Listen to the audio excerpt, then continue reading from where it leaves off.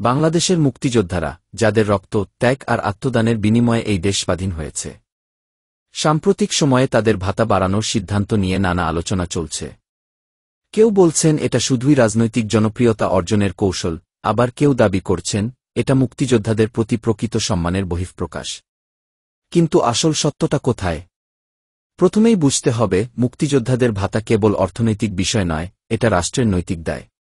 প্রতিবার যখন অর্থনীতি, বাজেট কিংবা জাতীয় রাজনীতি পরিবর্তিত হয়, তখন মুক্তিযোদ্ধাদের ভাতা প্রসঙ্গ সামনে আসে। কিন্তু এর আড়ালে থাকে দুটি বিষয়। এক, মুক্তিযোদ্ধাদের জীবনযাত্রার মান যেন ন্যূনতম সম্মানের সাথে বজায় থাকে। দুই, রাজনৈতিক দলগুলো মুক্তিযুদ্ধের চেতনা ধরে রেখে তাদের অবস্থান শক্ত করতে চায়।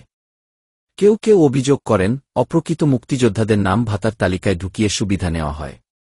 আবার কেউ বলেন, এটা সত্যিকারের মুক্তিযোদ্ধাদের সম্মান জানানোর প্রয়াস। বাস্তবে সত্য লুকিয়ে আছে মাঝখানে। ভাতা বাড়ানোর পেছনে একদিকে মুক্তিযোদ্ধাদের প্রতি কৃতজ্ঞতা প্রকাশ, অন্যদিকে রাজনৈতিক কৌশল, দুটোই কাজ করে। তবে যেটাই হোক না কেন, মুক্তিযোদ্ধারা যেন আর্থিক নিরাপত্তাহীনতায় না থাকেন, এটাই হওয়া উচিত আমাদের মূল লক্ষ্য। কারণ তাদের রক্তের ঋণ শোধ করার মতো কিছুই আমাদের হাতে নেই, আছে শুধু শ্রদ্ধা আর সামর্থ্যের মধ্যে সর্বোচ্চ সহযোগিতা।